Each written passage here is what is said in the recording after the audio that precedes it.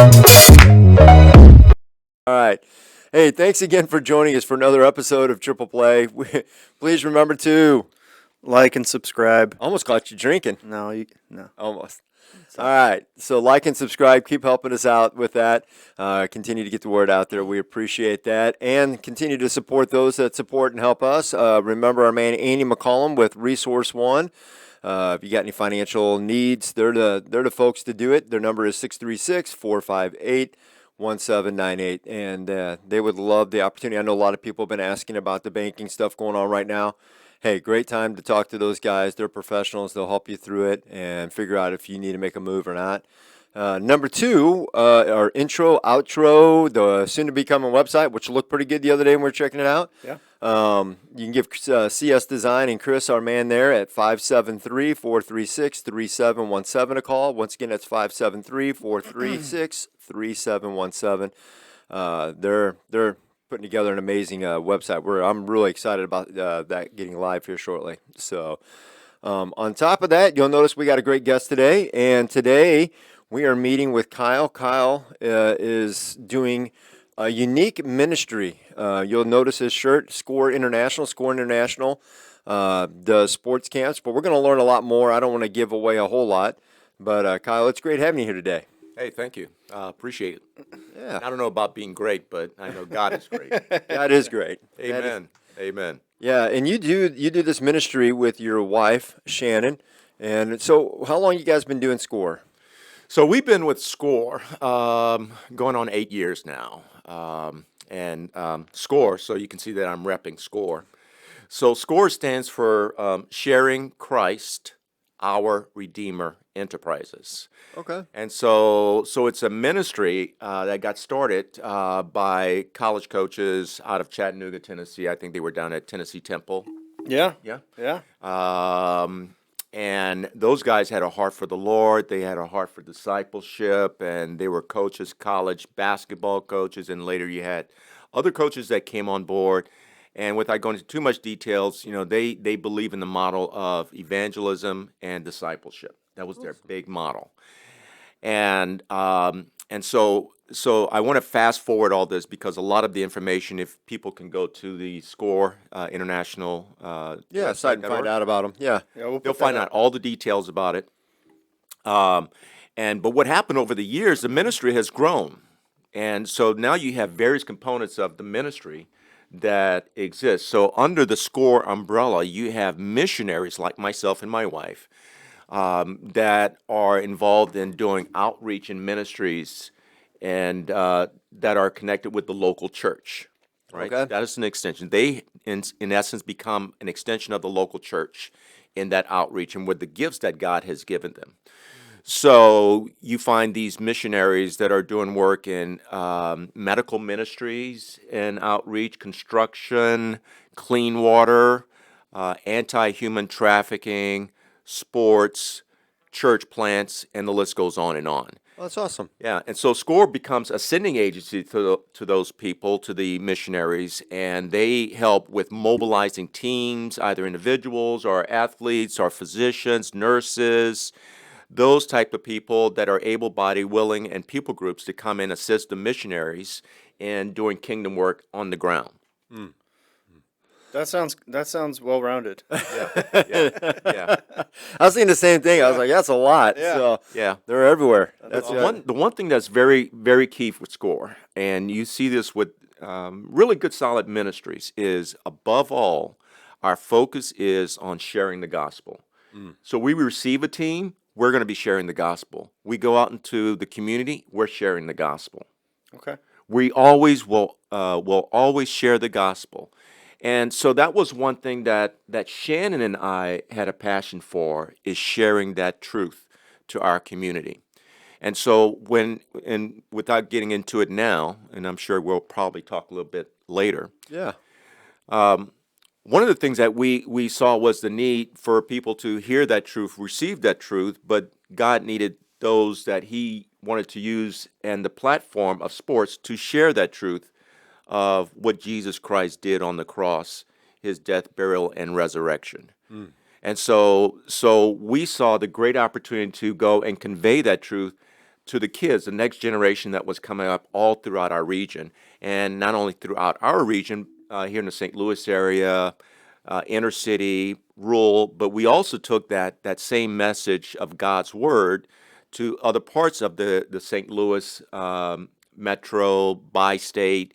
We took it to regional, to where was it? To we go out to the south, we go out to the east, we take it out to the west. We've even gone up to where fundamental LDS, where Warren Jeffs was up in Mormon country. We've been in those areas and sharing the gospel. We've taken it overseas internationally. So we've lived out an Acts type of ministry as a part of one of the things that we did in our lifetime.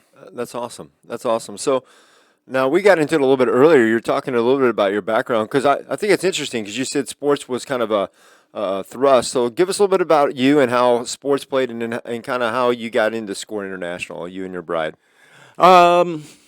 So on the sports side, both my wife and I are athletes. We came up playing high school athletics, and it was the one thing in our lives. So if anybody knows anything about Lafayette, Louisiana, baseball, about Ron Guidry's from out there.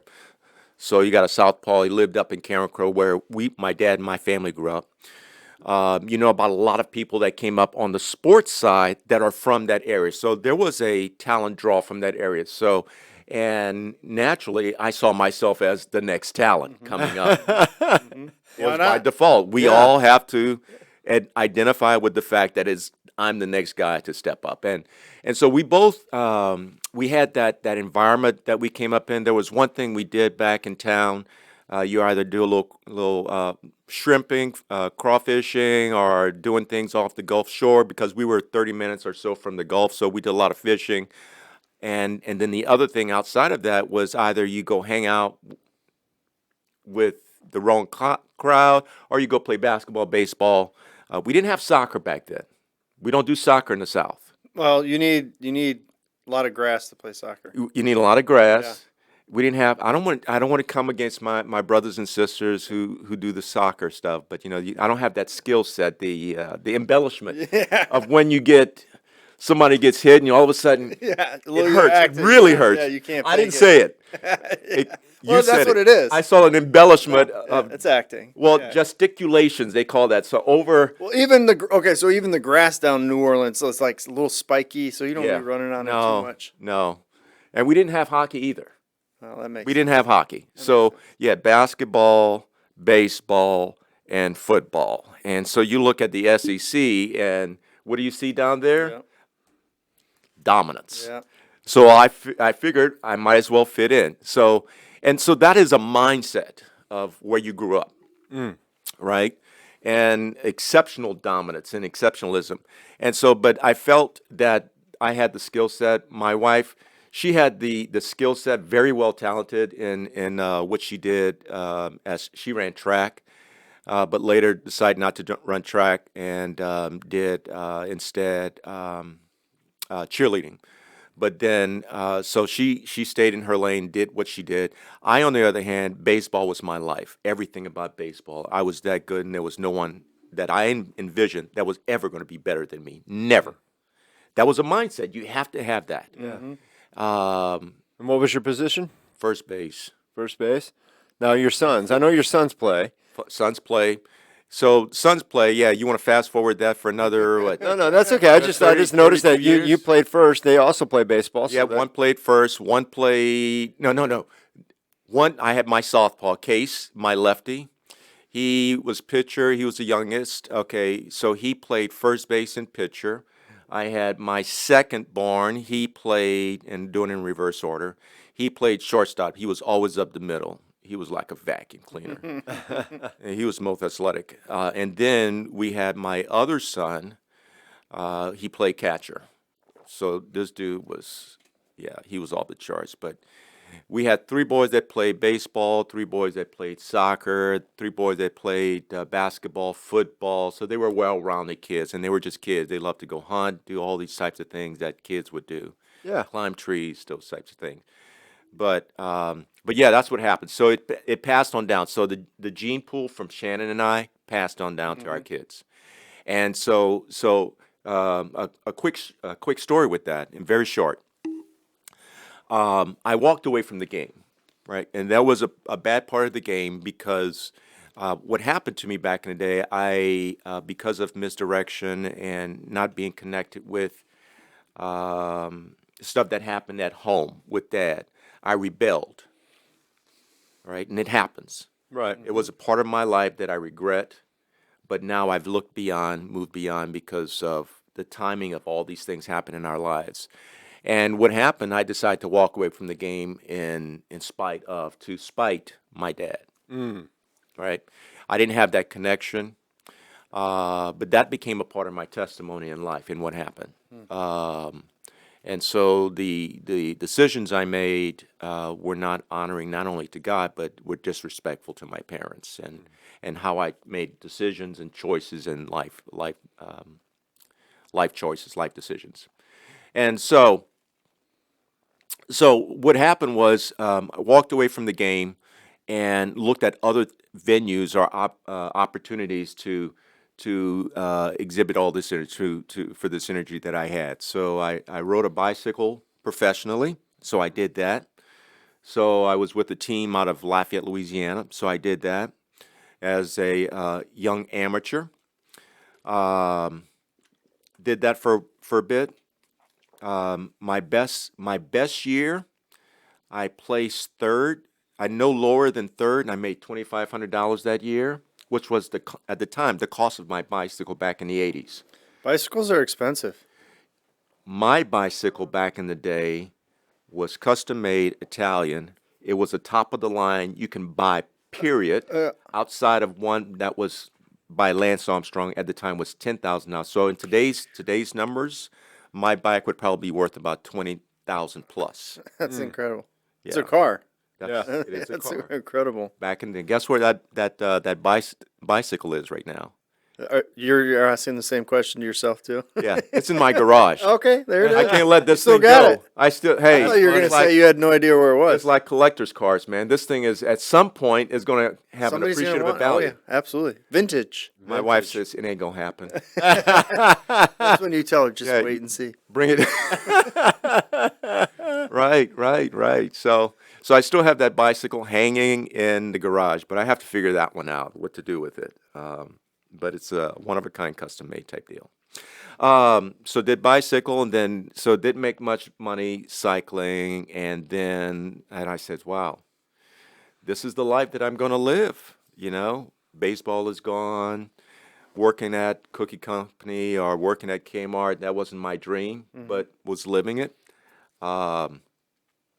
Being on college campus, being free spirited, playing video games, didn't have as much traction for me, because you step away from all the other things and now you try to figure life out.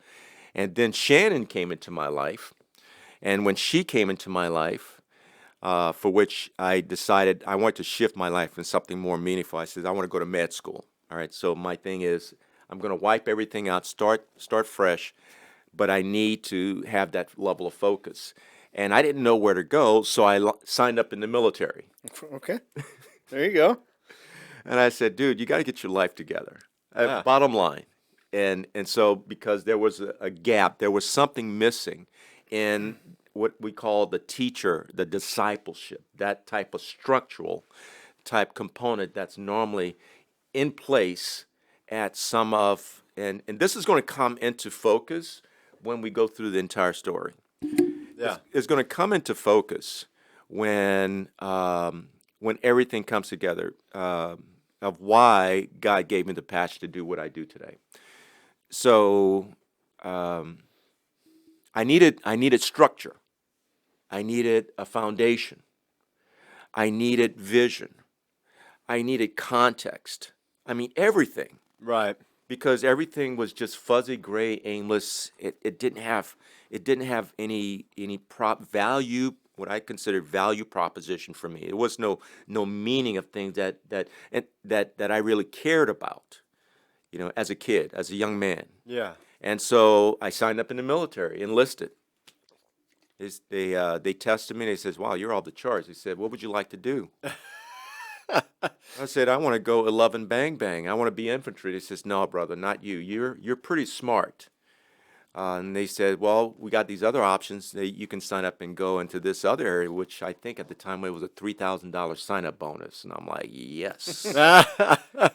Bike paid off. $3,000 sign-up bonus. How much did I make my 1 year where I really killed it in cycling? 2,500.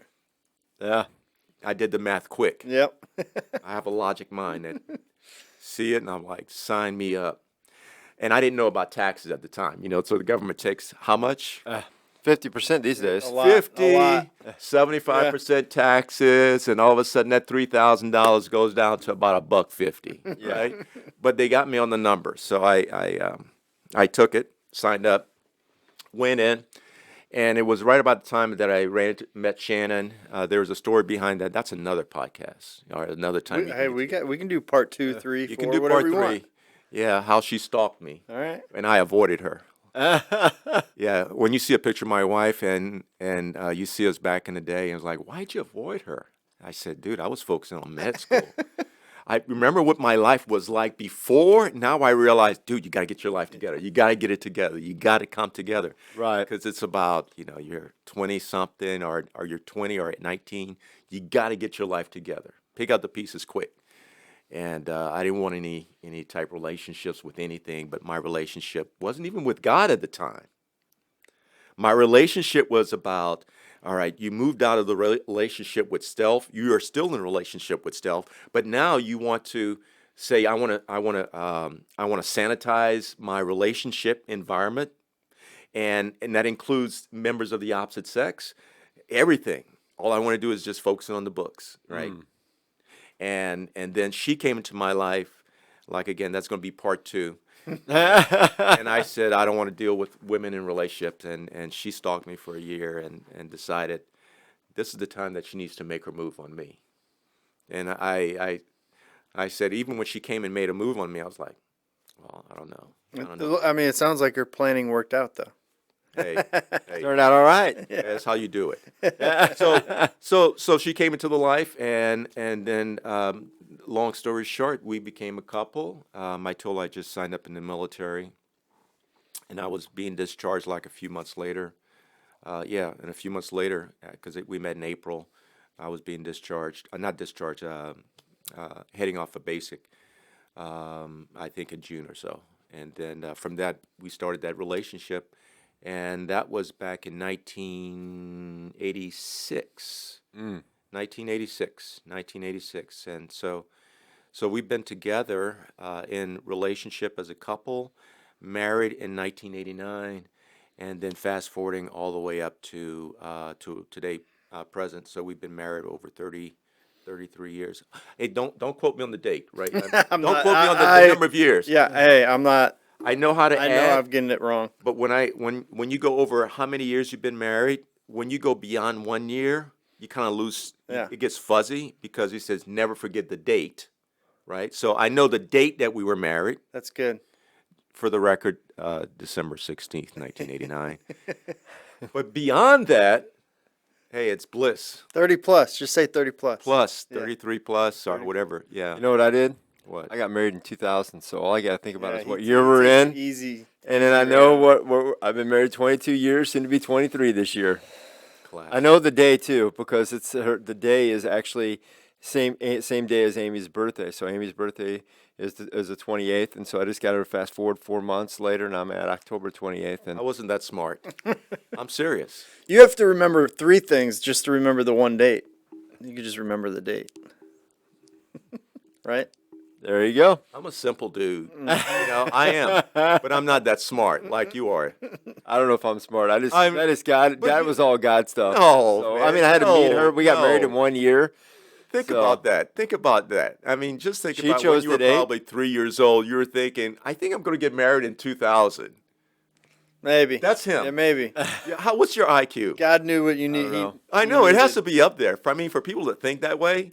I just say God works miracles. So I got somebody way over my head. So if my IQ is high, hers is much higher. That was your proposal. I just met your wife, Amy, and then you says, you know what, we're going to get married on this year in this date. She's like, I did. I did. Our first date. I did tell her our first date that I thought that I was gonna want to marry her. In 2000. You told her that. Yeah, yeah, In 2000. yeah. I was 25. I wasn't playing games anymore. I'd been single for a while, and she came in, and we were. I gotten to know her through the small group. So the story was with us is I had a friend of mine who invited me to do some flag football, and all my roommates were gone that weekend.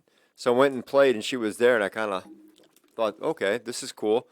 And then as the Rams were going towards the Super Bowl, one of the gals in our small group was friends with her, and I said, "Why don't you invite her to our little get-togethers while we're watching the playoff games?" So she invited Amy to all the playoff games as our small group at church got together, and so we started talking and talking In and 2000.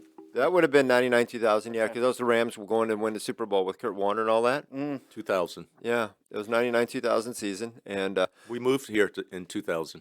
so we 20. 2002.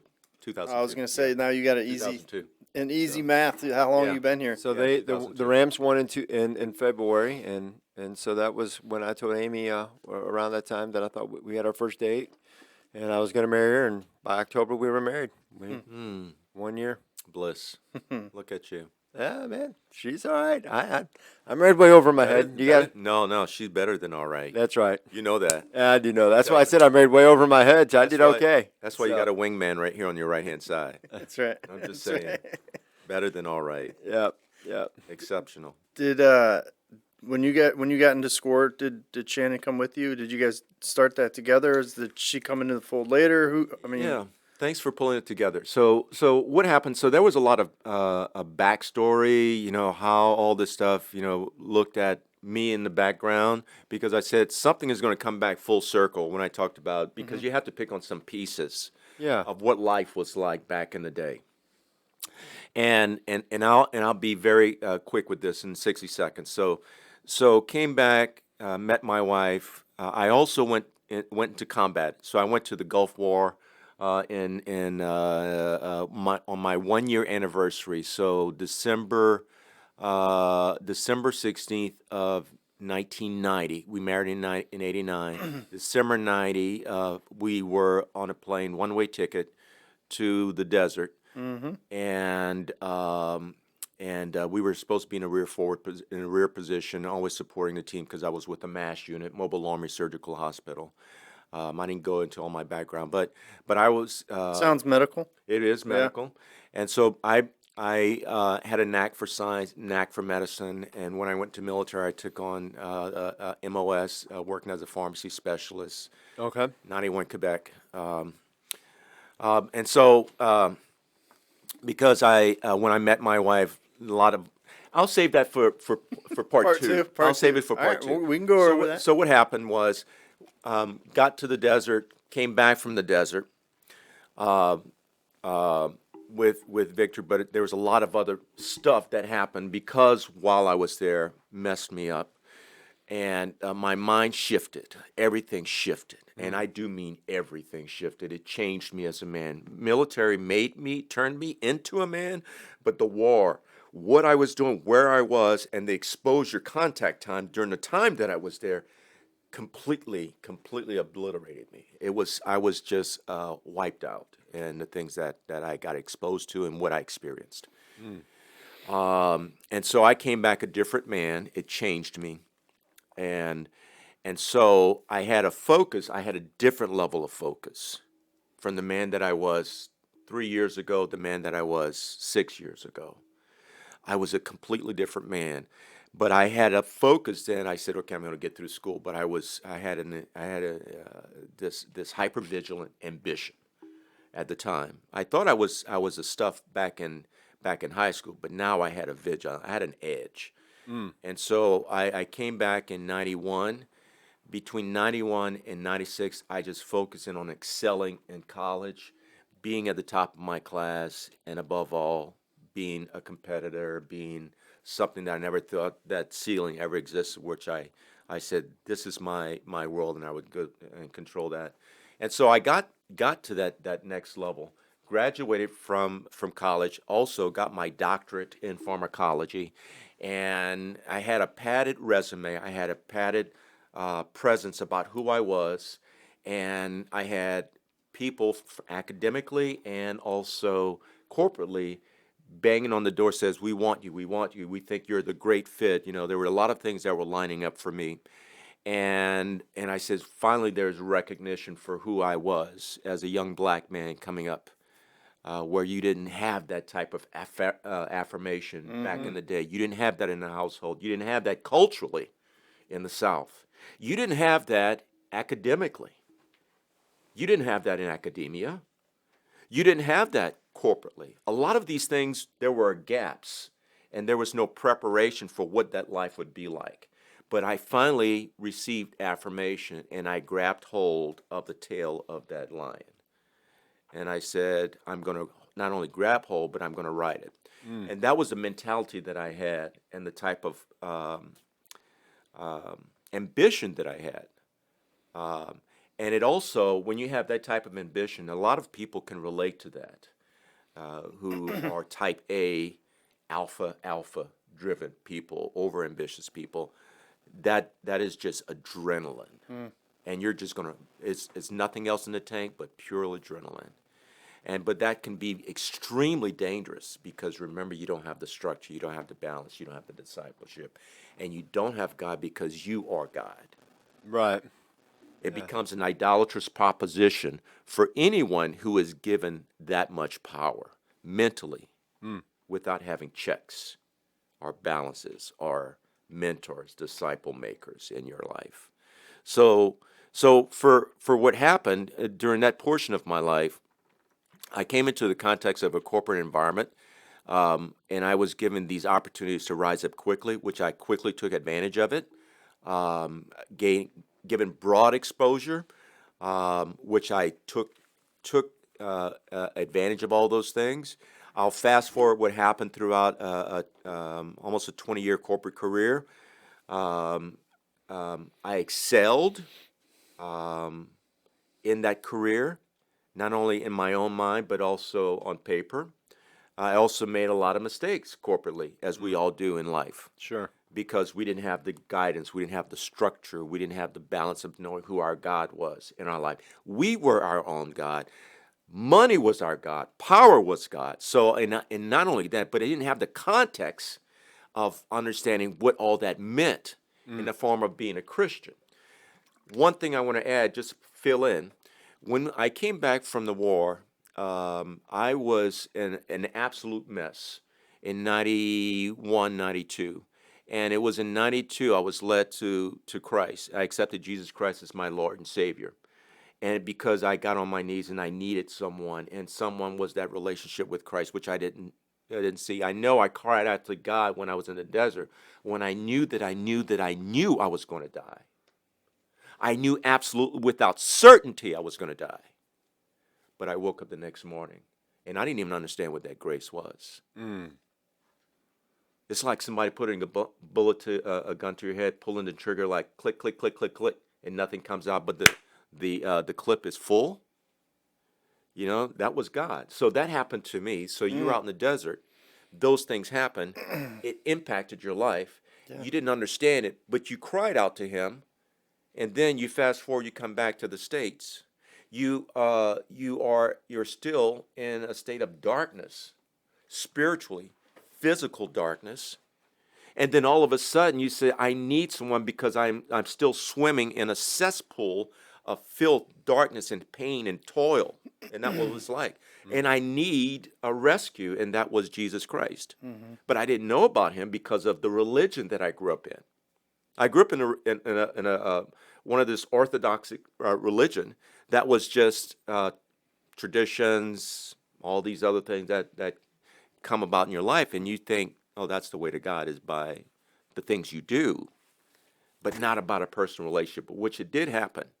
And when I did have that, then there was no discipleship that went on. It's like, oh, okay, all right, so I made that decision to follow Christ.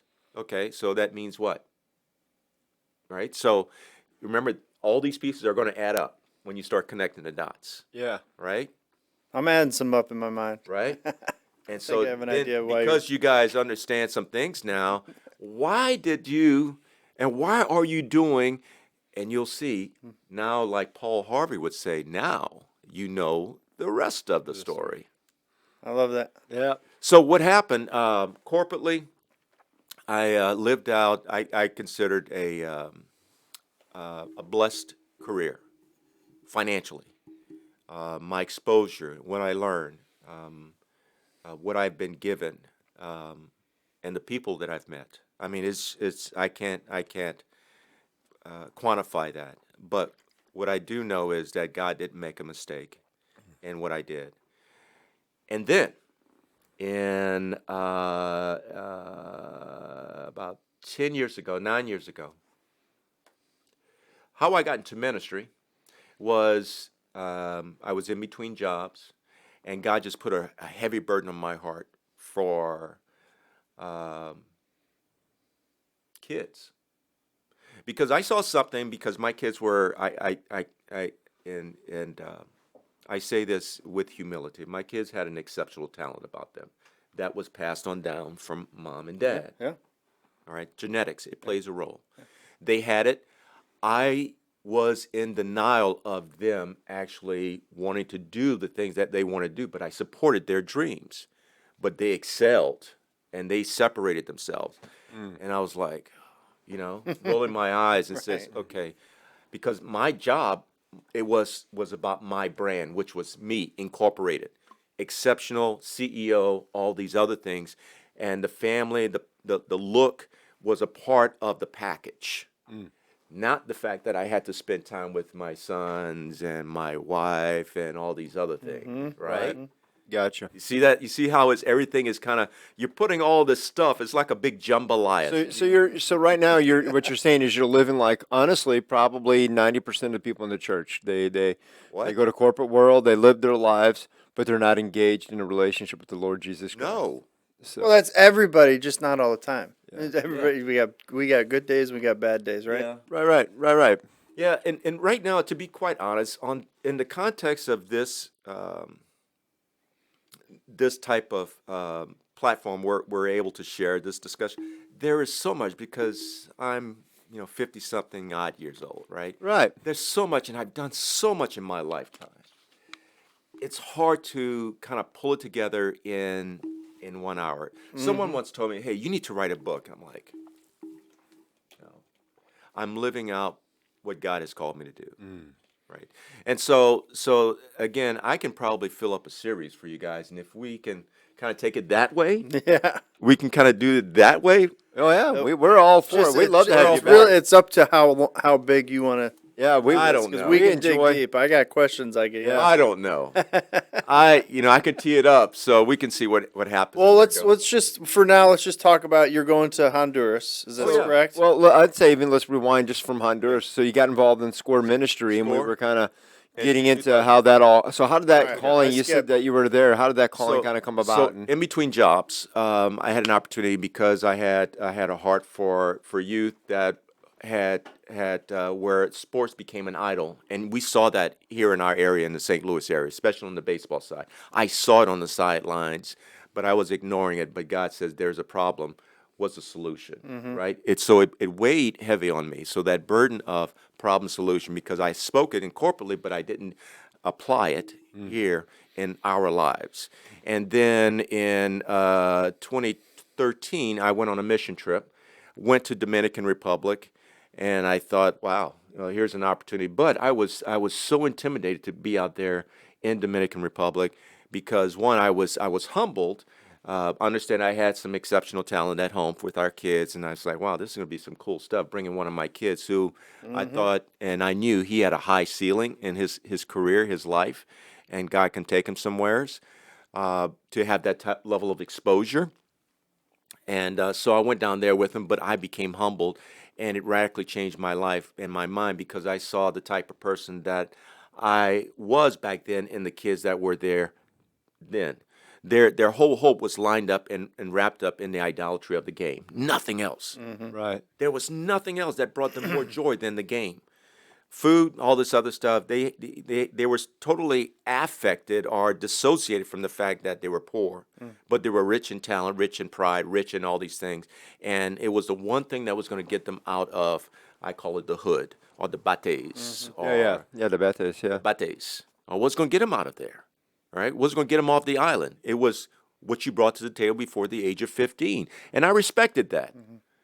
But I also understood what it meant for anyone that studies that and knows that they've been there and understand what it's like for a player in the Dominican or for someone in athletics, whether it be international football, hockey, what dedication it takes to get to that next level, and it's forever becomes your identity. It becomes inseparable from the proposition of the person that you are as a kid, all the way to this point. Guess what happened to me when I was a kid? I made the same identity. You did. You know, we had this grand view of life, but we Right. didn't have the balance.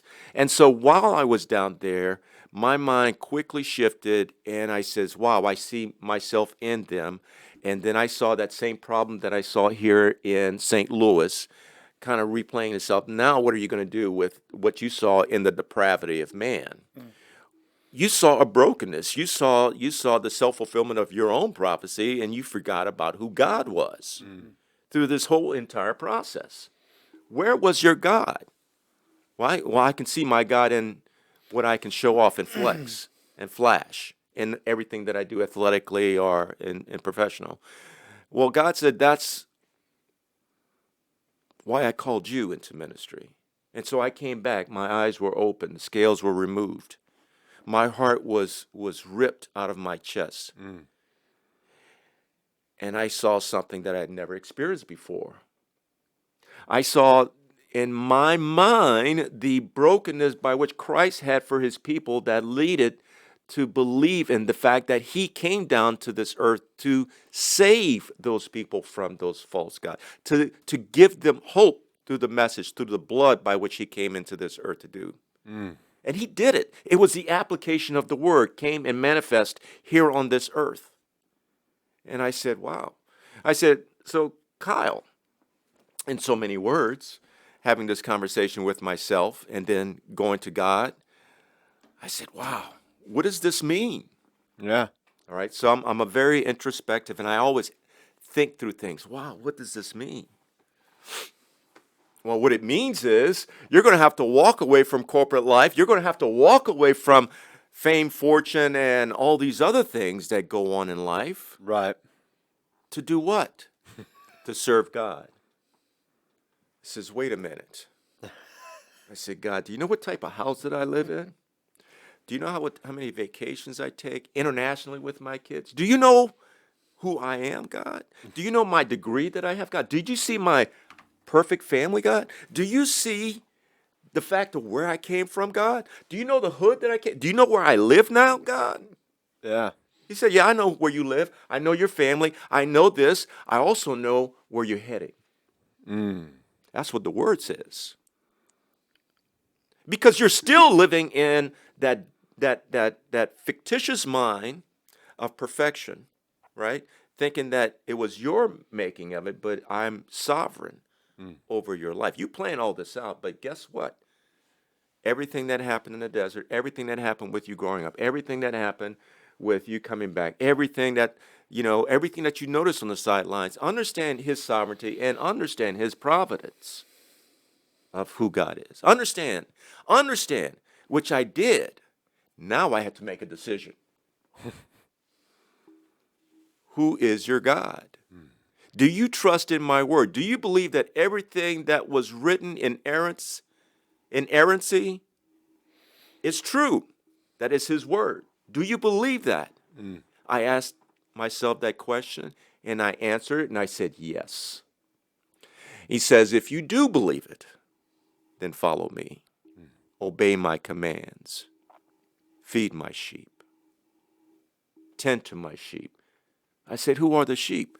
Well, these little baseball players that are 15, 17, 16, 12 years old. I was like, shh, man, I'm a doctor. Yeah. I said, I'm a doctor. Do you know how much money I used to make? So remember, it was making some money. Mm-hmm. I made some money. Oh, I doctors made make some money. money. Yeah. I made some money. I made some money, and I spent some money. And I said, God, you want me to disciple these little young, homeschool baseball kids that were, I think, in middle school, and teach them how to pray, how to honor you, how to glorify you, teach them the Word of God, have Bible studies with them, have do all these things, be a reflection upon them as the light of the world, the Word onto them. It's like, he said, yeah. Yeah, that's what the Word says. Mm-hmm. You are to be that person that I've called you to do and be. Mm. And so, and for those that are out there watching this story here, I mean, there's as you know, people that have these memories, they can only go so deep, and so I feel I'm doing this service to everyone when we talk about everything that goes, because Yeah. you can't, but I can. Well, can I just say one thing? Yeah. Of all the things that you said, I mean, we've been talking for a while. You do a really good job of emphasizing your passion. When you're preaching, it comes out, it shows. So I don't think we're even if we're not getting into as in depth as I know that we can get when you speak, when you're talking about the word, it comes out, and I think I know that they're going to hear that. So Yeah. Well, you know think about, and that's a great point. Think about what happened to Lazarus when he was awakened. What happened? He inhaled. Mm. What type of passion? Or did he just go, right? Yeah. That's the type of life we must live as Christians, no matter what's your platform. And so if you can carry that same passion in life for truth, it's worth dying for. Hmm. In everything you do, it's worth bearing your cross for. You must take up that same cross with passion and go. You must. And the kids, remember they were in middle school, 12, 13 years old? If they don't see that passion in you for not the game of baseball, they see your passion for the Lord. Because they can tell, they can sniff it out. They can sniff out quick. They'll say he's just going through the motions as a coach, and he calls himself a Christian.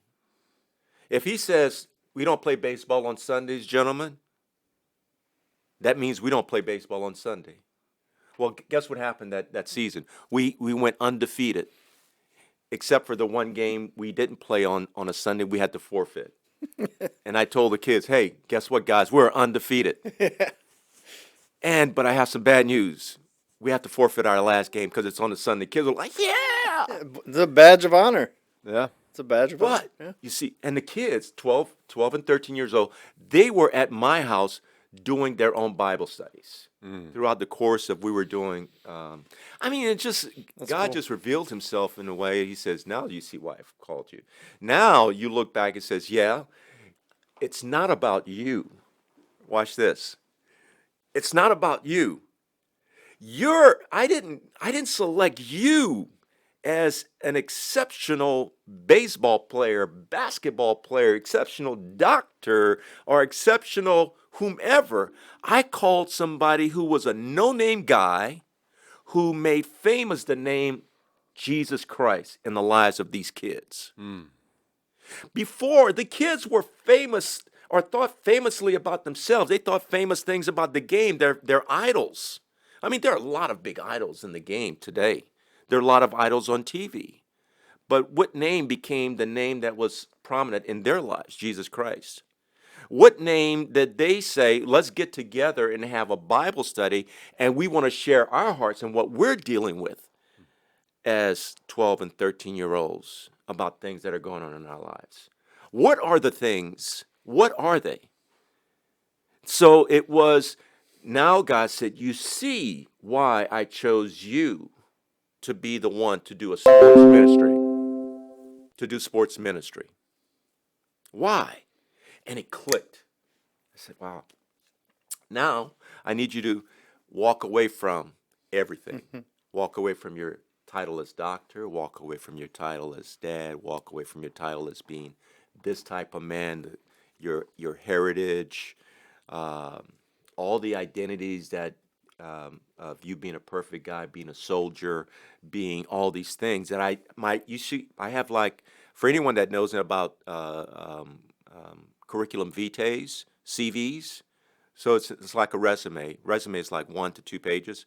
My CV is packed with I think like 15 pages. Jeez.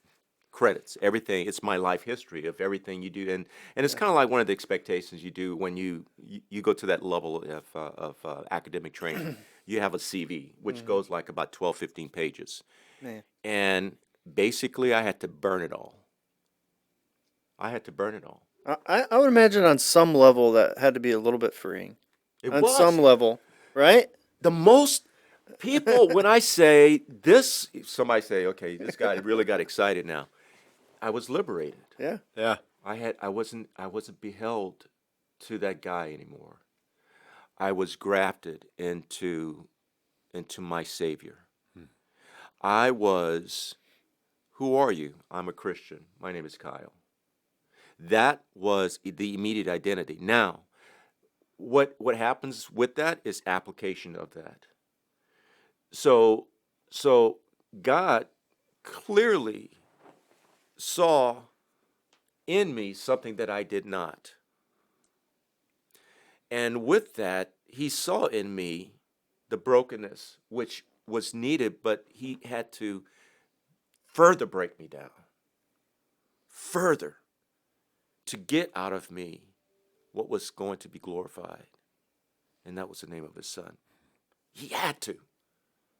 But I said, why me? Because he trusted you. He trusted I'm not you. a He trusts likable you. guy. I'm not a trustworthy guy. I'm telling you, God, he trusts you. I am the guy from this part of the neighborhood. I'm the guy who had evil on his heart. God, are you sure it's the right guy?